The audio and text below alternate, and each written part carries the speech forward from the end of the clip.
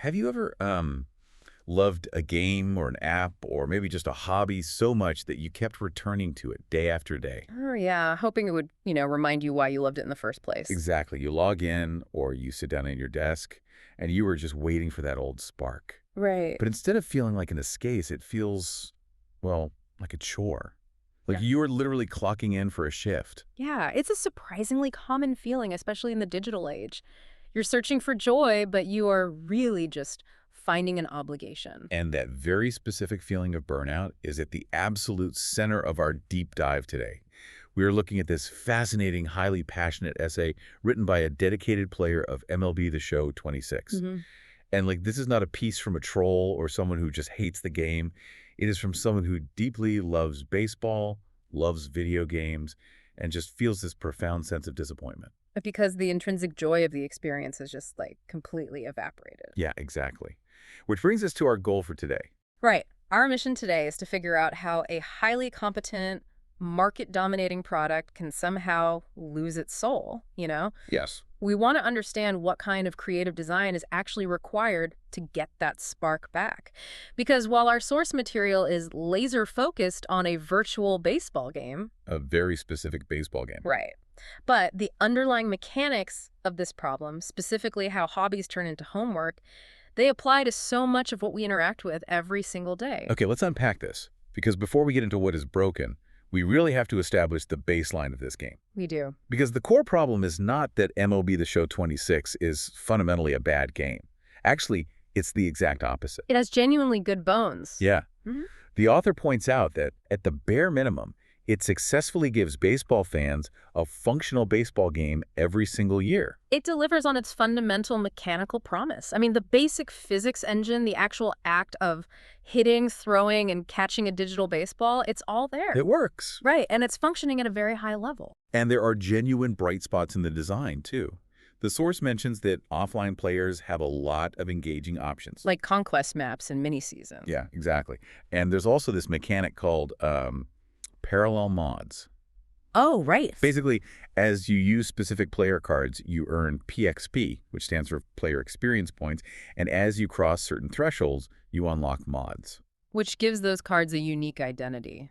Right. Plus, and this is a detail I really appreciated, they use actual real-life baseball card art in their Diamond Dynasty mode. Oh, I love that. It taps directly into that very emotional, nostalgic hobby of real-world card collecting. And that aesthetic choice is actually a brilliant piece of psychological design, because card collecting isn't just about spreadsheets and comparing stats. No, not at all. It's visual, it's tactile. By using real card art, the developers successfully bridged the gap between a digital grind and a tangible, nostalgic childhood memory. Yeah. It proves the developers do actually understand the emotional core of their audience. But, and there is a massive caveat hanging over all of this, MLB The Show 26 is currently the only full-scale modern MLB video game on the market. You only won. Now, the source does note that the beloved backyard baseball is apparently making a comeback later this summer. Which is awesome. So awesome. Yeah. But as far as realistic simulators go, San Diego Studio or SDS, they have the market completely by the throat. So I have to ask, does having a total monopoly inherently make a product stale? Wow. Because it immediately reminds me of this local restaurant in my neighborhood. Right. They make the only decent pizza in town. Yeah. And because they know you have absolutely nowhere else to go for a good slice, they haven't changed the menu or updated the decor in 15 years. They simply don't have to try. Exactly. The pizza analogy is spot on, actually, because it illustrates a fundamental shift in the risk-reward matrix for a creator. When a product has a monopoly, the psychological driver for the corporation changes entirely. Think about it. In a highly competitive market, you are forced to constantly innovate to win the consumer's limited time. You're always trying to make the experience feel alive and evolving. Because if you don't, your competitor will. Exactly. But in a monopoly, the financial incentive to take creative risks just vanishes. Because risk costs money. And if your player retention is practically guaranteed by a lack of alternatives, why spend the money? Exactly. The baseline mechanics are enough to keep people coming back. You aren't playing because the experience is fresh. You're playing because it's literally the only place to get virtual baseball. Right. Over time, the developers naturally begin to rely heavily on established formulas. The game remains competent, but it becomes static. It stops trying to surprise you. So we've established that a monopoly creates a highly rigid formula. But what actually happens to the player's brain when they're forced into that repetitive formula day after day? That's where the exhaustion sets in. Yeah, the author points directly to the game's flagship mode, Diamond Dynasty, where players collect cards to build their ultimate team. And according to our source, this mode has become completely exhausting. The loop is just brutal. It is. The loop goes like this. Yeah. You grind offline missions to get some decent cards. You collect those just so you can unlock a couple more cards. Also, you can finally get the one specific superstar card you actually want to play with. And then what happens? But by the time you finally unlock that player, you are literally too tired to go play an online match. You just stare at the menu, realize you have no energy left, and turn the game off. You essentially work a part-time digital job just to buy the equipment for your hobby. Yes. And the acquisition of the equipment has drained all the energy you had for the hobby itself. It's a total bait and switch. Yeah. You aren't playing the game, you are preparing to play the game, and the preparation takes all your stamina. And you can't just go to another mode. No. It's not like you can just easily escape to the other modes to find relief.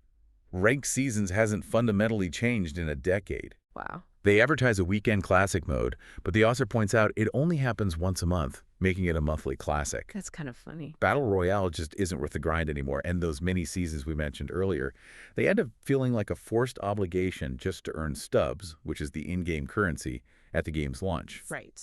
To explain this feeling, the author uses a really fantastic analogy. They compare the entire game to a bowl of Honey Nut Cheerios. It is a remarkably effective metaphor for game design. The author says Honey Nut Cheerios are reliable, delicious, and objectively great. But if you are forced to eat them every single morning for a month straight, you are going to get incredibly bored. You really are. The cereal didn't suddenly become a bad product. You just need some strawberries or some extra sugar or another cereal mixed in to break the monotony. But because MLB The Show is the only game in town, there are no other cereals in the pantry to choose from. I mean, you could go to Aldi and get the off-brand O's. You could, Yeah. but we all know it's not the same. What's fascinating here is that we are looking at a clash between intrinsic and extrinsic motivation. Greg, break that down for me. Intrinsic motivation is playing a game simply because the act of playing is inherently joyful. Think of a playground. Just playing for the fun of it. Right. Extrinsic motivation is playing solely to get a reward. The next card, the next upgrade, the next hit of dopamine. Ah, okay. The Cheerios metaphor perfectly captures what happens when a game leans entirely on extrinsic rewards. The reward path becomes so heavily optimized by the developers that it stops feeling like a sandbox where you're building your unique team. Instead, it feels like you are completing a mandatory corporate itinerary. Exactly. I see the distinction, but I want to push back on this a little. Sure. Because we are talking about baseball. You throw the ball, you hit the ball, you run the bases. By definition, isn't every single sports game ever made just a repetitive loop? Well, yes. So what makes this specific loop fail, where, say, a game from 10 years ago might have succeeded? It's a vital question because sports are inherently repetitive. But the difference lies in the narrative autonomy you have within that loop. Narrative autonomy, okay. In a successful, joyful loop, the repetition serves as a canvas for unique moments. You have the autonomy to try bizarre strategies, to react to unpredictable opponents, to build a team that reflects your personal style. Right, you make it your own. But when developers mandate exactly how you must play to earn the necessary rewards, telling you to grind specific offline missions with specific players just to stay competitive, they strip away that autonomy. Oh, I see. The loop fails because it ceases to be your story. It is no longer your playground. That makes a lot of sense. The joy is in the agency, not just the mechanics. So how do we fix it? How do we, add strawberries to the cereal without throwing out the whole box and rebuilding a multi-million-dollar game from scratch? The author actually has some highly concrete ideas. Yes. Here's where it gets really interesting, because all these ideas revolve around a fascinating concept: injecting joy through constraints. Yeah. Idea number one is introducing a salary cap mode in Diamond Dynasty. This is a brilliant application of resource scarcity, which completely changes the player's psychological state. Let's break down how it works. Right now, everyone just grinds for their highest-rated cards, resulting in these massive, unbeatable god squads where every single player on the team is a superstar. Which gets boring. Super boring. But in a salary cap mode, you are given a strict fictional budget, Let's say 1,000 stubs. Every single card in your massive inventory is assigned a cap value. So you can't just pick the best of the best. Exactly. Suddenly, that random 87 overall card-gathering digital dust or some gold-tier lefty relief pitcher you've never looked at twice Yeah. becomes incredibly valuable because they efficiently fit your budget. When a player can have everything, nothing feels special. It puts the player in a passive consumer mindset, just accumulating the biggest numbers. Right. By limiting the budget, you force the player into an engineer mindset. You instantly make a massive, previously useless inventory deeply relevant again. You have to actually think about it. You aren't just thoughtlessly slotting in the best player. You are solving a complex puzzle, looking for the best value. And idea number 2 builds directly on that puzzle-solving mentality. Yeah. Actual themed events. Okay, how so? The source notes that right now the events in the game are basically just ranked light. For instance, they'll launch a vintage series event, but it just ends up being a slightly restricted way for people to still use their massive God Squads. Not very vintage. No. So the author suggests real, hardcore themes utilizing captain cards. Imagine a Red Sox versus Yankees event where you can literally only use players from those two historic franchises. Right. They'd use Jolt Series captains. Oh, that's cool. Or, and this one is incredibly creative, a Bobby Witt Jr. cover athlete takeover. How does that work? Since he's the cover athlete, the rule is you can only use players from teams that past cover athletes have played for. Oh, wow. So suddenly you're restricted to only using players from the Royals, Yankees, Marlins, or Dodgers. That completely changes the entire ecosystem of the game. It demands a specific thematic immersion. A core truth of game design is that creativity thrives on constraint. Yes. If you give players a blank check, human nature dictates they will optimize the fun right out of the game. They will find the single most efficient, ruthless path to victory. Which quickly becomes monotonous for everyone involved. But if you tell them you can only use players from these 5 franchises, you break that optimization cycle. You force them to adapt and experiment. And here's where the constraints get wonderfully weird. Oh. The third idea is a random lineup generator for offline play. It is basically a wheel spin that gives you goofy randomized restrictions against a random CPU team. I love randomizers. The author suggests criteria like you can only build a lineup using cards where a baseball bat is actually visible in the card art. That is hilarious. Or you can only use cards featuring the color red. Or, and this is easily my favorite, you can only use players who are wearing sunglasses. It is delightfully absurd, but there is real mechanical genius behind it. The sunglasses rule is hilarious, but it's actually incredibly clever when you think about it. It completely flips the script on how you interact with the game. Because you aren't looking at the stats. Exactly. Instead of min-maxing the stats and looking at spreadsheets, you are forced to physically examine the art of the card itself. You are looking closely at this digital object you earned. It totally short-circuits that exhausting grind mentality. It forces the player's focus away from cold mathematics and back to a visual, emotional engagement. You actually see the cards. Right. It reminds the player that these are supposed to be representations of actual baseball cards, not just a collection of numerical values. It injects a sense of playfulness that a strictly competitive, hyper-optimized environment usually suffocates. So we have established that adding goofy constraints in new puzzle-like modes solves the staleness problem. But the author makes it very clear that none of these fun new modes will matter if the fundamental user experience is broken. That is very true. Which brings us to the necessary structural repairs and the deep identity crises happening in the rest of the game. Because adding fun new modes to a laggy, broken game is like putting a fresh coat of paint on a sports car with a blown transmission. Yeah, good luck with that. It might look great sitting in the driveway, but the moment you try to take it for a spin, you are immediately reminded that the core engine is failing. And there is some serious engine trouble here. The author lists several technical frictions. There are bots, cheaters, laggy menus, and sketchy server connections that feel like playing server roulette. Oh, that's frustrating. They also mention something called PCI shrinkage. What's that? For anyone who hasn't played, PCI stands for Plate Coverage Indicator. It's essentially the on-screen reticle you use to aim your bat at the incoming pitch.